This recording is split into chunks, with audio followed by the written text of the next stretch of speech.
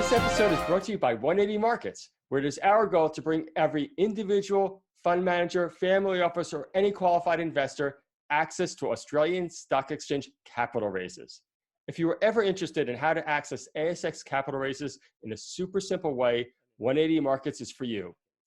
The sign-up process is easy. You just upload your ID, proof of your investor status, and your current brokerage account information. The settlement of shares goes right into your existing account, and you can access our very next capital raise.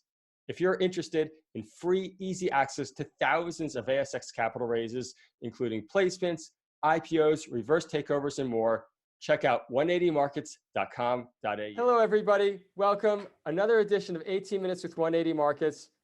Friends, you know at 180, we are huge on being on trend. And certainly one of the biggest trends currently, and it's going to be for at least the next decade, are batteries. Electrical batteries, they're changing the power structure of the world, and there's really no end in sight. So the way to invest is to take advantage of this trend. And one of the biggest inputs into batteries is the commodity of vanadium. That's right.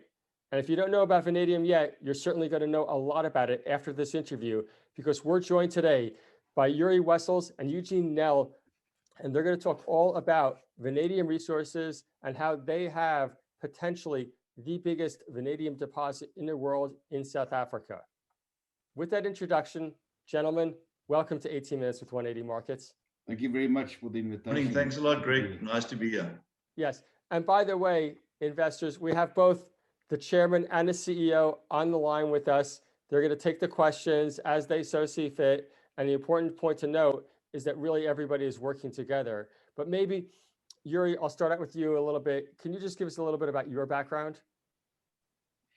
Yeah, I'm a trained lawyer and have been in minerals law since 95, round about there, until about 2003 when I ventured into exploration. Has since been in public company space and private exploration as well.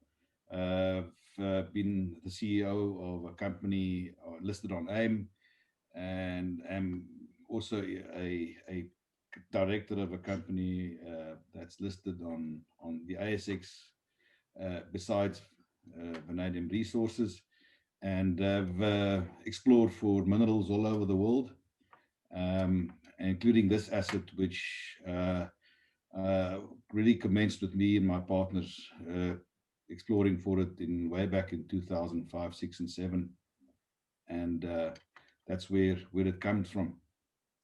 Absolutely. And guys, can you just talk us through, maybe for the audience, I mentioned it in the introduction about vanadium. Can you just give a couple-minute overview of the vanadium market and what are the uses and why is it such an exciting space to be in for the next decade plus? Well, if you look at the vanadium space, historically it's been used predominantly for steel making, with 90% of the world supply going into steel making, and it's used for strengthening the steel. It increases its elasticity and strengthening of rebars. So with about 10% of the market being niche, both battery metals, aeronautical space, etc., and chemical space. Now, with the advent of the green revolution, if we can call it that, the movement away from fossil fuels and the renewed focus on renewables, the issue comes with renewables, it's not always a constant energy supply. So in the last 10 to 15 years, a lot of emphasis has been placed in the market or in the industry to develop ways of getting a constant electricity supply. And one of these technologies that's come along is the vanadium redox flow batteries, or VRFBs, as it's commonly known. And that is now starting to take a big chunk out of the future growth of vanadium requirements going forward. Certain renewable energy sources, for example, tidal energy, it's not any other battery form is not suitable to be used in that space because of the cycle times that you require. where VRFB has got unlimited amount of cycle times, meaning the amount of times you can charge and discharge it. It's got an unlimited life on that side. So a lot of the applications in the renewable energy space requires the implementation of the VRFBs. So we believe there's going to be a massive, massive growth in that market sector going forward. Indications are that by 2025, 2026, China alone is going to need an additional 30,000 tons per annum of vanadium just to satisfy their renewable energy growth. Coupled to that, there's always some fortune in misery, is the COVID-19 pandemic has resulted in a lot of the countries around the world instituting infrastructure builds to kickstart their economies. Now, infrastructure requires steel, and it needs strengthened steel, rebar. So we believe that stimulus packages like the builds that's coming in the States would require quite significant higher volumes of vanadium containing steel. So not only is there a growth sector in the battery market, there's this separate growth sector on the steel market also in place. What people also need to realize, vanadium is not just a green metal in the sense of being used in batteries. It's also a green metal being used in steel, because the more vanadium you use in the steel, motor vehicles, you can reduce their weight by about 25%, or the amount of steel that you require by 25% by putting more vanadium in. So there's a much broader green element around vanadium in the industry than just the batteries, even though the batteries would probably be the biggest growth sector that we foresee going into the future. To put the market into context that would be coming from vanadium, so that people understand what the possibilities are. Sure, what is needed is that this energy from the sun or the wind or wherever needs to be stored, because the sun doesn't shine when you need it always. It's usually at night time that you need the power, and that power needs to be stored. And that's where, as Eugene said, this vanadium redox flow battery fits in. By far the best method of doing bulk storage of power. But if one wants to know to what extent that will be required, 100 megawatt hour battery would need 1,000 tons of vanadium pentoxide. Now, how much would this operation that we are planning initially produce? It will produce about 12,500 tons. So if you want to get an idea of how much power would be needed by the market generally, then you have to look at the amount of power that needs to be stored. And I do think that that's where the growth will come from, is purely because of that phenomenon. Very good. And I guess, circling in more specifically to Vanadium Resources, do either one of you want to talk a little bit more about your specific project? As I alluded to, it is massive, which puts you in the driver's seat to benefit from the mega trend. But can you just talk about your project for a moment? Talk about the resource. At this stage, we have 660 million tons roughly. Our closest competitors are around the 150 million tons number. Of our 660, 188 million tons is considered high grade at 1.23% in situ. That then upgrades, which is the most important part of a vanadium project. To what degree does it upgrade once you've made a concentrate? And that's where we go to 2.2%, which by all indications are the second highest in the world. And then another element that is important in that equation is that in our PFS, we are using only 12% of that resource. I think that's also important to note, and purely by virtue of the gravitas of this resource and comparing it with everything else in the world, size and scale and grade, mineability, everything else, we do think that we will be we are better positioned than many others to become a producer very shortly. You know, I've got an engineering background, being a metallurgist, and have been in operations on mines for most of my lifetime. There's essentially 4 key pillars that's required for any mining operation to be long-term successful. And it's the 4 key pillars that we always take a look at, because they can't be, no human intervention can change those numbers. The first key pillar being you need a big resource. And as Yuri said, this is a massive resource. You need that volume to give you both flexibility and life, because mining is a long-term play. Secondly, you need the material in such a way that you can actually mine it. You know, there's a lot of people that come to market with these great projects and great grades, but it's basically impossible to mine.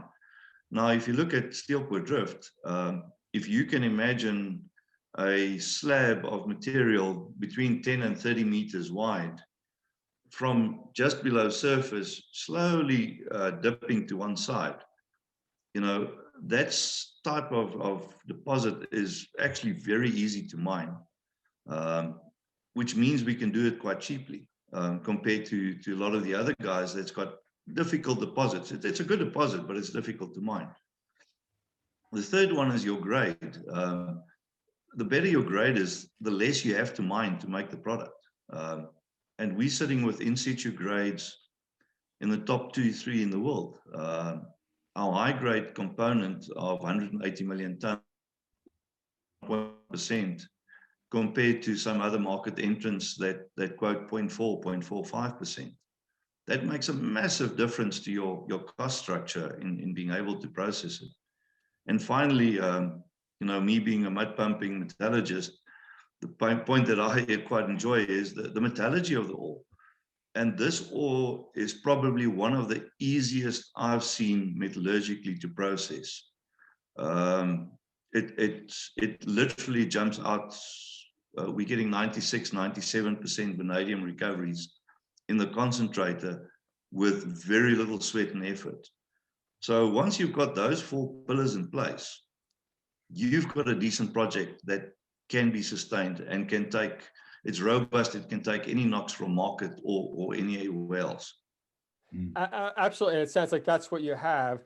And can you then just take us through, you know, what would be, in your ideal world, the path from JORC to production? Currently, we've got a JORC resource, both in measured, indicated, and inferred. Our current production plan does not include any material that's in the inferred category. So we've parked that to one side for the moment. So we're only focusing on the measured and indicated. So the path forward would be then to convert that from a resource into a reserve, a proven and probable reserve, which we are in the process of doing, and we'll probably come out with that conversion within the next couple of weeks, not months. That then forms the basis of rolling into your definitive feasibility study, which is your detailed engineering, which takes your confidence level in the numbers that we've got in the PFS. We narrow that down. Where your pre-feasibility study has got an accuracy level of -15 plus 25, the definitive will go to a -10 plus 15. So you actually have got a pretty good idea of what the costs and everything is going to be. That DFS takes approximately 9 months to complete, and is your final basis to make your financial investment decision for construction, with a build program of about 15 to 18 months after your final investment decision is made. So based on where we are at the moment and looking ahead, with those timelines in place, we should be able to be in production by 2024. Wow. Yuri, I don't know if you want to add anything on there. If No, I've promised something that the board... You've done it perfectly. To get to the York resources is the difficult part. That's where the explorer comes in. Yeah, no, absolutely. You know, guys, I think you've really laid out extremely well the timeline and that critical path to production. You know, it's actually, you know, extremely accurate. And then I guess also another question that always comes up and when you're looking at big projects is, and you know, you've already alluded to it about the mineability, and one of the mineability aspects has to be the nearby infrastructure. Can you just discuss maybe the location of the project, because it's in South Africa? I don't think that investors quite understand how it's a world-class mining region. Can you just, you know, dive into that, please? Okay, so the project is situated in the Eastern Bushveld complex. That is a part of the entire Bushveld complex that is the treasure trove from in all respects with respect to minerals, probably the most foremost geological phenomenon in the world. The area that we are in, around us, there are probably, Eugene had a count of it, about 35 mines just on that Eastern Bushveld limb. Now, it varies from open cast operations, underground, smelters, refineries, everything else that you would expect in such an area. And that then also includes then obviously the right workforce, roads, power, water, everything that you would expect a modern mining province would or jurisdiction would need. And so South Africa's been producing for many, many years. The most, I would say, about 20% of world production, but probably the most of any country. That's been happening from primary sources, very similar to this asset that we have. Many of them have gone out of production because they were mined out, that gap needs to be filled, and that's where we come in. The one thing that people need to realize is the knock-on benefits of everything that Yuri has explained. By having a skilled labor force on your doorstep, being literally 200 kilometers away from the manufacturing facilities that's going to manufacture the plants and the processing equipment. 90% of our equipment is sourced locally in Johannesburg, which is 200 kilometers away. All of those impact both our operating and our capital cost. It does explain why we can come in so competitive in terms of operating and capital cost. We do not require big contractor camps. We don't require big accommodation facilities. We don't require to put up 600 kilometers of road to access our site. So all of those impact the actual capex and opex, and it's a big contributing factor to us being one of the lowest cost producers. Also, Eugene, you know, just to add on to that, it also not only does it change the cost benefit, but it also de-risks the project too, don't you think? Exactly. You know, if your pump supplier for pump spares has got an office and a warehouse 10 minutes away from your mine gate, you know, once you're operational, it's not a problem. And even the skill set with, in terms of the engineering for construction, there's such a huge skills base in the country, engineering skills wise, that it de-risks that technical side and costing side of it. Absolutely. And, you know, as you mentioned before, you know, there's a port nearby. Where do you see your product eventually being exported to? Well, there's the one thing with the vanadium market, it's becoming much more global than it probably used to be. China used to be one of the bigger markets, off-take markets. But with the battery technology, there's big battery technology developments both in Europe and America. So basically, you've got a global footprint as to where you can export to. You're not only linked to either China or States or in Europe, which does spread your risk globally for any geopolitical risks around that. But saying that as well, if you look at the position of South Africa, it's fairly central to all these markets. because all the United States battery manufacturers are actually on the East Coast, not the West Coast. So it's closest to our harbors.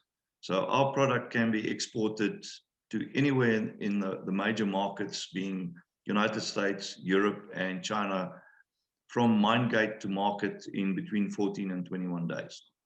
That's great. That's fantastic. And we spoke about the path to production earlier, but can you just tell investors over the next 12 months, call it, what would be your definitions of success? What should investors be looking for? But as a businessman and as someone in the resource industry, what we would be looking at next is getting the DFS done. Then we would be expecting a lot of approaches from people that would be seen or could be seen as strategic investors, whether it's for offtake or whether it is purely because of the financial metrics of the project, and or the project construction logic that needs to be fulfilled, whether it's equity or debt funding. And then our biggest milestone would be to get into production. The timelines of that, Eugene will explain to you. But we are set on taking this thing through its paces. It's begging to become a mine. And because we are so operationally, from a cost operational point of view and from a capex point of view, we believe we are more competitive than many of our competitors. We believe that it will be there. It will arrive at that point. And that's, for me, is the place that we would like to go, is to get that first day when we pour our first, or put our first pound of flake into a bag. Absolutely. So in short, you are going to build a mine that is going to be in production. This is not some dream. It's very clear, crystal clear. Is that accurate? Greg, that is 100% accurate. And I think the big thing that needs to be realized, a mining project of this magnitude, you need to have all the technical building blocks in place. So you need to go through the steps. There are no shortcuts in getting a mine of this magnitude into production. So our major milestones and our major target and focus at the moment is to, one by one, put these technical building blocks in place so that you've got a proper foundation and get an operational mine in place. It's no use trying to jump to some quick solution right at the tail end to satisfy markets or satisfy investors. We're going through the steps and we're doing the right things at the right time so that we can get into production as quickly as possible. It's also not as if it's the first time that we've taken something from early exploration asset right into production. That has happened to both of us previously. We know how to do it. We don't always know how it will turn out, but in this instance, there's very little that's standing in our way that we can see could be a problem for this company to flourish.